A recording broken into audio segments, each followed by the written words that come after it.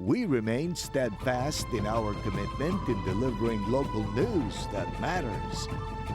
Stories that inspire.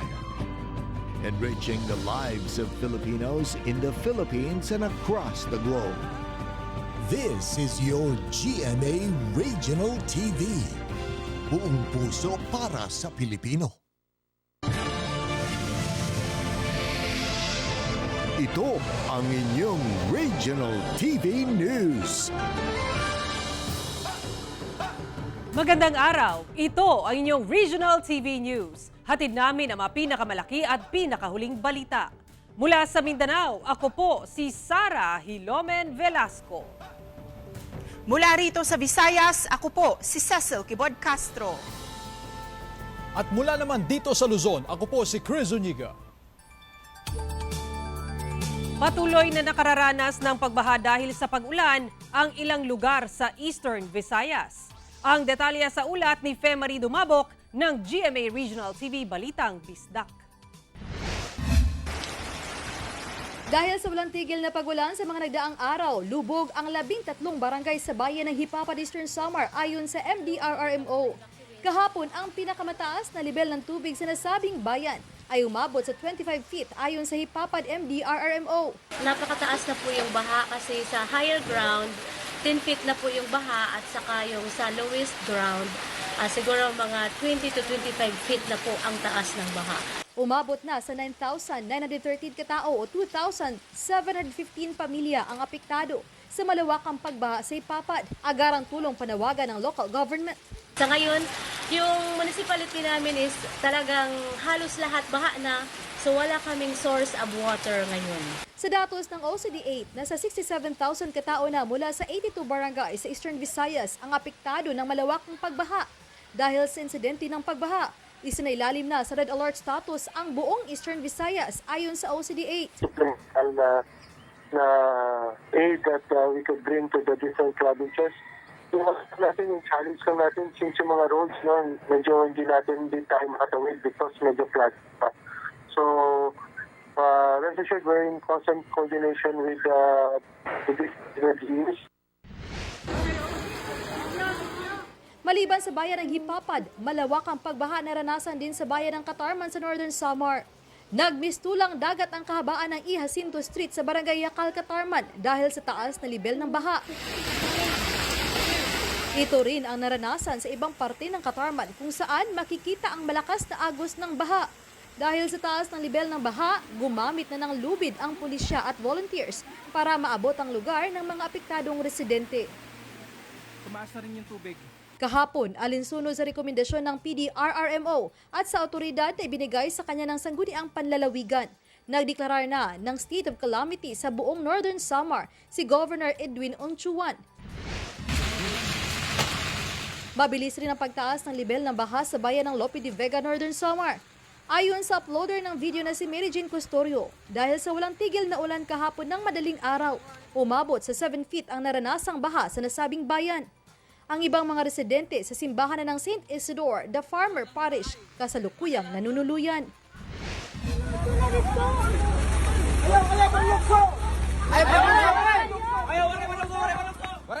Natagpo ang nagpalutang-lutang sa Sapa sa Lunoy, Calbayog City, ang katawan ng isang lalaki. Ayon sa uploader na si Edgar Dalicano, nahirapan ang rescue groups na makuha ang katawan dahil sa lakas ng agos. Isang katawan naman ng hindi pa kilalang lalaki ang natagpuan ng mga tauhan ng Philippine Coast Guard sa karagatan ng Barangay Bunuan, Catbalogan City, Western Samar. Agad namang nagpadala ng tulong ang DSWD-8. Food packs para sa mahigit 128,386 at 42,437 non-food items ang ipinamigay sa iba't ibang lugar sa Eastern Visayas. Mula sa GMA Regional TV Balitang Bisdak, Femari Dumabok, nagbabalita para sa GMA Integrated News. Dahil sa mga naitatalang pag-ulan, ilang lugar sa Masbate nakararanas pa rin ng pagbaha. Sundan sa report ni Chris Novelo ng GMA Regional TV Balitang Bicolandia.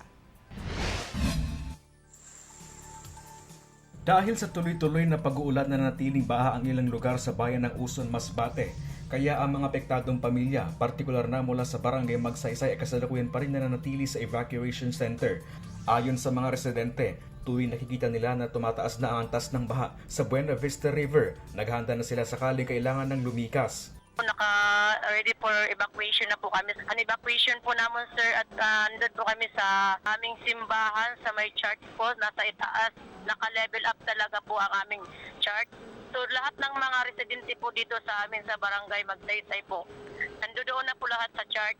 Sa tala ng MDRMO Uson, nasa mahigit 80 pamilya o 400 individual mula sa 3 barangay ang kasalukuyang nasa evacuation center. Kahapon po may naibigay na po yung barangay and the provincial government din po nagbigay na din.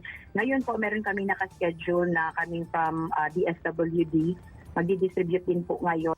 Kaya para masolusyonan na ang mga insidente ng pababaha, minamadali na rin daw ang konstruksyon ng flood control project sa lugar. Mula sa GMA Regional TV Balitang Bicolandia, Chris Novello, nagbabalita para sa GMA Integrated News. At dahil nga sa halos ilang araw na sama ng lagay ng panahon, ilang kilometro na ang inabot ng pila ng mga truck at iba pang sasakyan sa Maharlika Highway papasok sa Matnog Port sa Sorsogon. Ayon sa pamunuan ng Pantalan, ang dating mahigit sa 20 biyahe ng mga Roro patungo sa Visayas at pabalik ay bumaba ng hanggang sa 19 na lamang mula noong Sabado. Natatagalan kasing makabalik ang mga barko dahil sa sitwasyon ng karagatan. Sa kabila nito, wala namang kanselasyon ng biyahe sa Matnog Port. Hiling naman ng mga otoridad ang pangunawa ng mga biyahero, lalo na at hindi rin nila masisi ang mga barko dahil prioridad nila ang kaligtasan ng lahat. Yun yung kadahilanan kaya nagkaroon tayo ng pagsisikip dito sa Pantalan at mayroong mahabang pila ng mga sasakyan sa highway dahil nga dun sa pagbaba ng bilang ng biyahe ng mga barko natin.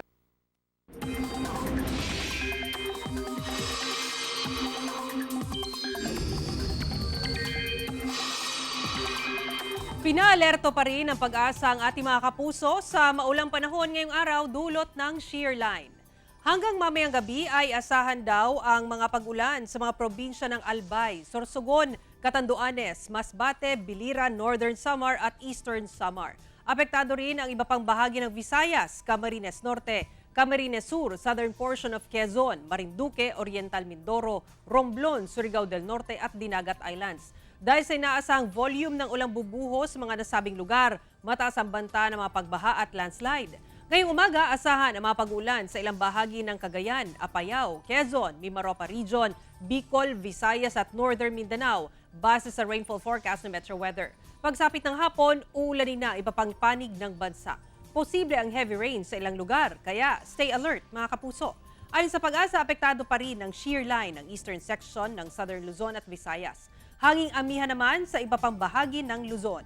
Bukod sa shear line ay asahan din sa Mindanao ang mga local thunderstorm. Isinailalim na sa state of calamity ang bayan ng Glan sa Sarangani Province, bunsod ng epekto ng magnitude 6.8 na lindol noong Biyernes. Samantala sa General Santos City, sarado pa rin ang ilang establisimento na napinsala dahil sa lindol. Yan ang balitang hatid ni Abby Caballero ng GMA Regional TV 1 Mindanao. Ganito kalalaking bitak ang iniwan sa lupa sa bahagi ng Barangay Mudan sa bayan ng Glan, Sarangani Province ng magnitude 6.8 na lindol noong Biyernes, November 17, kung saan naitala ang epicenter sa Sarangani, Davao Occidental. Ang mga puno nabuwal at ang bahay na ito tumagilid na.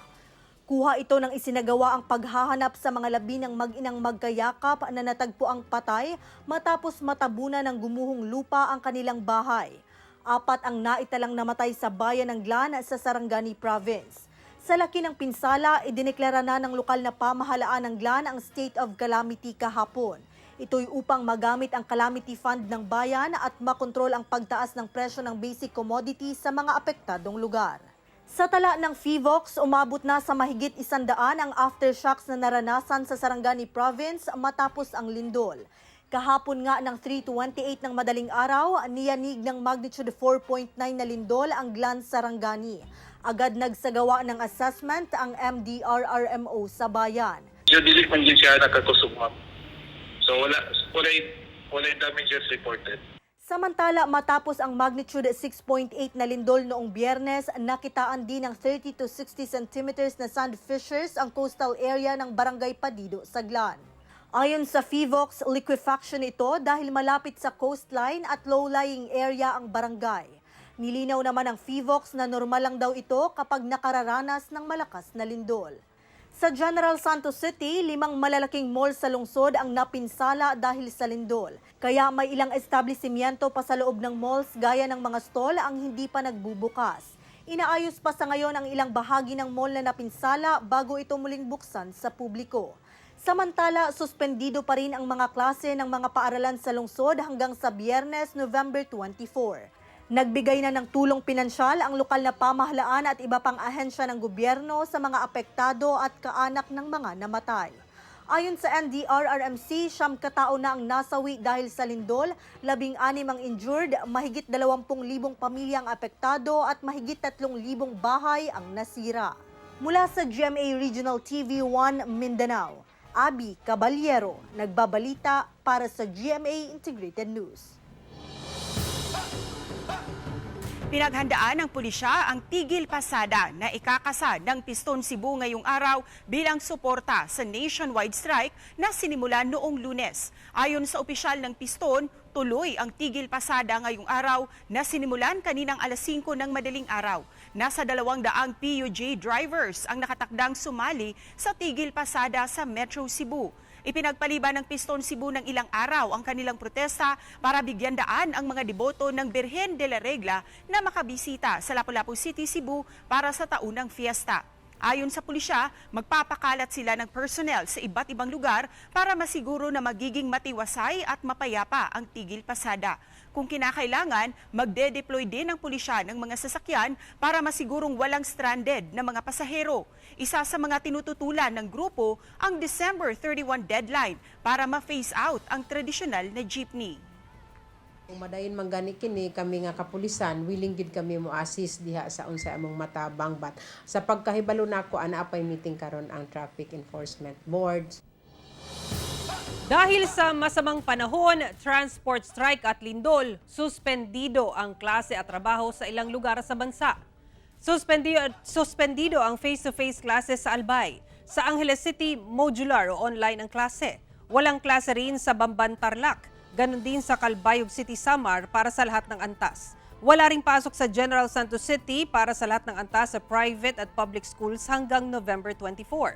Ganon din sa Northern Samar sa lahat ng antas at sa private at public walang klase. Maging sa Pampanga, online classes o modular. Walang klase rin sa 13 Martires, Cavite, Cabuyao at Calamba City. Sa lahat ng antas, pati trabaho maliban na lang sa mga nasa health services, disaster management at public safety.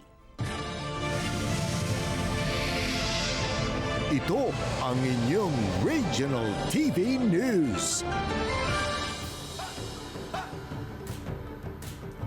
Isang 90 anyos na lalaki ang nasawi matapos na matrap sa nasusunog na bahay sa Cagayan de Oro City. Samantala isang kainan sa Cabatuan, Iloilo tinupok ng apoy at lodging house sa Pandan, Catanduanes nasunog. Yan ang mga balitang hatid ni James Paulo Yap ng GMA Regional TV 1 Mindanao. Nabulabog ang mga residente sa Phase 1 ng Barangay Kauswagan sa Cagayan de Oro City. Alas 2 Sabado ng hapon. Sa video, makikita ang mabilis na pagkalat ng apoy dahil gawa sa light materials ang itaas na bahagi ng bahay. Sa inisyal na investigasyon ng BFP-10, tinupok ng apoy ang mga bahay ng pamilya Dicena at pamilya Alcantara. Nasawi naman ang 90 anyos na si Perfecto Alcantara matapos itong hindi makalabas mula sa ikalawang palapag ng nasusunog na bahay. Base sa information nga atong na-gather, naana siya ay kabilinggan gani. Ang iyahang kauban sa taas, iyahang apuhan, iyang apo, nakadagan pa, nakagawas pa. Umabot sa 4 na bahay ang tinupok ng apoy na nag-iwan ng mahigit 150,000 pesos na danyos. Patuloy ang investigasyon ng BFP para matukoy ang sanhi ng sunog. Nasunog naman ang isang kainan sa loob ng isang establishmento sa bayan ng Cabanatuan, Iloilo, Lunes ng hapon. Makikita pa sa video ang maitim at makapal na usok na nagmumula sa gusali. Agad namang naapula ang apoy kahit hindi na kumalat pa sa mga katabing establishmento. Ayon sa Cabanatuan BFP, bago ang sunog ay pinalitan ng mga empleyado ng kainan ang LPG tank. Sa investigasyon ng BFP, may leakage ang hose sa likod ng gas stove dahilan upang magliyab ang apoy nang i-switch on ang burner. Umabot sa 36,000 pesos ang naitalang danyo sa sunog. Wala namang naiulat na sugatan sa insidente. After nila change, so pag-open nila pagluto ng pizza, okay pa. Then, pag-open nila sa stove para magluto ng burger, dito na na-liyap ang kalayo. Kasi ang ginatanaw natin nga kung is ang leakage sa hose. Natupok din ng apoy ang isang lodging house na pagmamay-ari ng Pandan LGU sa Catanduanes. Base sa inisyal na investigasyon ng BFP, nagsisilbing storage area ng Pandan LGU ang naturang lugar at dito natutulog ang mismong caretaker nito. Nagpapatuloy pa ang investigasyon ng mga otoridad pero posibleng sa kisame raw nagsimula ang apoy. Wala namang naiulat na nasaktan sa insidente habang inaalam ng mga otoridad ang pinsalang iniwan ng insidente. Pagka maulan, kadalasan na nagiging cause ng sunog, yung mga short circuit na sa electrical. Kadalasan po kasi pag nababasa ang mga wire, pwede po yun maging cause ng sunog. Mula sa GMA Regional TV 1 Mindanao, James Paulo Yap, nagbabalita para sa GMA Integrated News. Estudyante ang naghihintay ng masasakyan patay matapos araruhin ng bus sa isang terminal sa Balanga City, Bataan. Nakaalerto si Russell Simorio ng GMA Regional TV 1 North Central Luzon. Kita sa amateur video na kuha ng concerned citizen ang pampasaherong bus na ito na bumangga sa pader ng isang terminal sa Balanga City, Bataan. Ayon sa pulisya, nagiba ang bahagi ng pader sa lakas ng pagkakasalpok ng bus. Saktong nasa lugar ang 20 anyos na si Jen Orviel Titolo at nadaganan siya na mga debris na sanhi ng kanyang pagkamatay. Naghihintay lang ng masasakyan si Titolo nang mangyari ang insidente. Dahil nga sa aksidente, pinsala rin itong concrete wall na dumaga naman dito po sa estudyante. Tapos nung nakita ko yung may lusay na ganun, nung hinawi yung buhok, nakita ko yung mukha ng anak ko.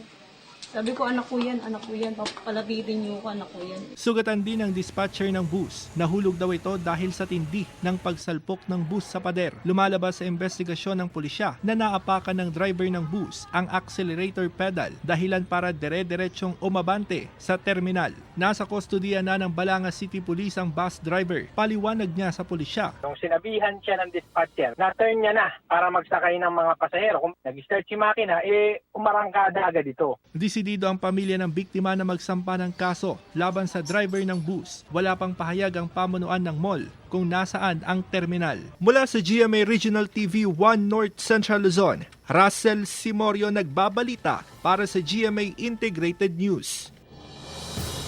Army truck na dating ginagamit sa mga bakbakan, ginawang mobile classroom para mabigyan ng edukasyon ang mga estudyante na nakatira sa mga malalayong lugar sa Davao de Oro. Narito ang report ni Kent Abrigana ng GMA Regional TV 1 Mindanao. Pangunahing gamit sa transportasyon ng kasundaluhan ang mga army truck at para labanan ang terorismo at pagpapanatili ng kapayapaan sa isang lugar. Pero ang army truck ng 25th Infantry Battalion sa Davao de Oro, balot ng makukulay na disenyo na hango sa isang classroom. Ito ang Katropa Mobile Learning Center o KM Learning Center. From military trucks, from battle trucks, we have to change it to colorful classrooms geared toward the communities. And nakakatuwa kasi head-turner talaga siya. Maliban sa pagiging isang learning classroom, kinakaliwan naman ng mga bata ang dalawang mascot ng 25th IB na nakasuot ng pangsundalo na uniform. Layo ng nasabing proyekto na maihatid ang edukasyon sa mga bata na nakatira sa mga malalayong lugar sa Davao de Oro na pinaniniwala ang dating pugad ng New People's Army o NPA. September 2023 nagsimula ang nasabing proyekto.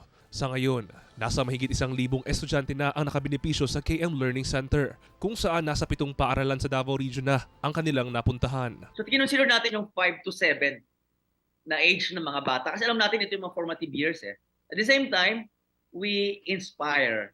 No? We inspire. Kasi nga, ang dinidiscuss natin dito, yung patriotism, yung mga everyday heroes, not necessarily army, but the teachers, the engineers, the doctor. Nagpapasalamat naman ang kasundaluhan sa mga stakeholder na tumulong sa kanila para maihatid ang mga proyekto sa iba't ibang lugar sa Davao de Oro. Sabi nga ng paborito na isa sa mga professors natin sa negotiation, if you want to change the game, you have to change the frame. Mula sa GMA Regional TV, One Mindanao, Kent Abrigana, nagbabalita para sa GMA Integrated News. Ito ang inyong Regional TV News. Sa pool sa CCTV ang magkahiwalay na aksidente sa Bantay, Ilocos Sur.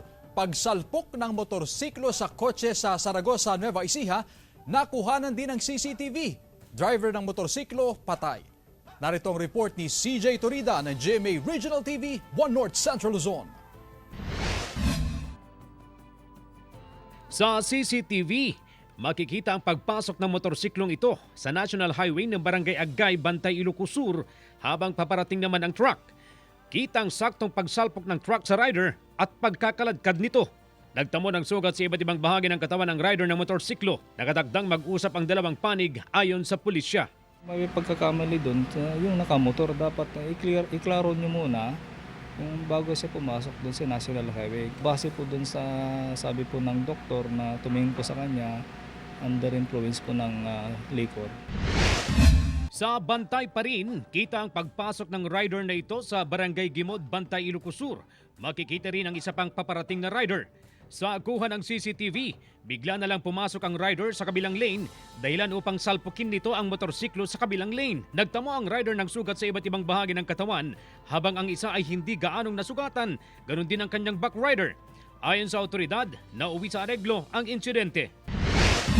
Sa isa pang CCTV footage, nakuha sa bahagi ng Tarlac Santa Rosa Road sa Barangay Santa Cruz, Saragossa, Nueva Ecija, makikita ang kotse na biglang lumiko pakaliwa habang paparating naman ang isang motorsiklo. Sumalpok ang motorsiklo sa gilid ng kotse at tumilapon ng rider. Dinala pa sa pagamutan ng rider na nakilalang si Miko Napolis, katiwala ng isang resort sa Saragossa at Tubong, Laguna, pero hindi na umabot ng buhay. Dinala sa himpilan ng PNP ang driver ng kotse. Hindi na siya nagbigay ng pahayag. Mula sa GMA Regional TV, 1 North Central Luzon, CJ Torida nagbabalita para sa GMA Integrated News. Isang tanker truck ang tumagilid matapos sumalpok sa pader ng isang feed mill sa Taal, Batangas. Nakatagilid at wasak ang unahang bahagi ng tanker truck na ito nang madaanan ng GMA Regional TV Balitang Southern Tagalog kahapon ng umaga. Bumangga kasi ito sa pader ng isang feed mill sa bahagi ng Barangay Lagiles sa Taal, Batangas. Sa investigasyon ng pulisya, galing sa Calacas City ang truck na nag-deliver ng langis, kaya kakaunti na lamang daw ang laman ng tanker. Pabalik na raw sana ito sa bayan ng Santa Teresita nang mangyari ang insidente. Sa CCTV footage, bahagyang makikita ang paparating na truck. Ilang segundo pa, tumagilid na ito at bumangga sa pader ng feed mill. Sa kabilang bahagi naman ng kalsada, mapapansin ang police mobile na nagpapatrol sa lugar, kaya kaagad na narespondehan ang insidente. Naisugod sa ospital ang driver ng truck na sa ngayon ay patuloy pang nagpapagaling. Sinisika pa ng GMA Regional TV Balitang Southern Tagalog na makuhanan ang pahayag ng biktima. Isang Philippine Serpent Eagle ang natagpuan sa harap ng Municipal Hall ng Binalonan, Pangasinan. Sabado nang makita ng grupo ng mga estudyante ang agila at agad na ipinasakamay sa LGU. Ipinasakamay naman ng Menro at MDRRMO Binalonan ng agila sa Community Environment and Natural Resources Office sa Urdaneta City. Agad ineksamin ng agila na tinatayang nasa 30 centimeters ang taas at may bigat na halos 1 kilo. Posibleng 1 taon pa lang daw ang Philippine Serpent Eagle. Agad ding pinakawala ng agila sa kabundukan na sakop ng San Quintin, Pangasinan. Chinek po namin siya kung okay ba siya to release, kung may sakit ba siya, or kung may sugat siya. And so far, based on the okay naman po siya. So early morning po, pinarelease na po siya namin sa Kabangaran po. Rainbow Paroles sa mga kalsada sa Iloilo City, pinailawan na. Christmas is in the air na sa City of Love. Ito ay matapos pailawan na ang Rainbow Christmas Parol sa Iloilo City. Ang mga makukulay na parol ay agaw pansin at nagdagdag ng liwanag at ganda sa mga dumadaan sa diversion road sa Mandurriao at iba pang distrito ng lungsod. Proyekto ito ng Philippine Chamber of Commerce and Industry at Iloilo City LGU upang maipadama sa mga Ilonggo ang diwa ng Pasko. Ayon sa PCCI, nasa 800 na mula sa 1,500 na parol ang naikabit na sa iba't ibang lugar sa lungsod. Ang pagpapailaw sa Rainbow Christmas Parols ay sumisimbolo rin sa pagkakaisa ng mga Ilonggo sa pagbangon sa mga hamon dulot ng pandemya. The event does not only symbolize the celebration of the Christmas season and our unity as one community. Our presence here today is a strong evidence of our resilient spirit. Mga kapuso, 33 araw na lang, Pasko na! Samantala, mapapanood niyo po ang episode na ito sa official website ng GMA Regional TV, www.gmaregionaltv.com. Pwede rin kayong bumisita sa aming official YouTube channel, GMA Regional TV, at i-click ang subscribe button para sa pinakamaiinit na balita mula sa mga rehiyon. Nais naming pasalamatan ang mga kapuso sa iba't ibang panig ng Pilipinas, maging ang mga kapuso natin abroad. Dahil sa GMA Regional TV, local news matters. Kami ang Regional TV News, buong pwersa para sa mas malaking misyon at mas malawak na paglilingkod sa bayan.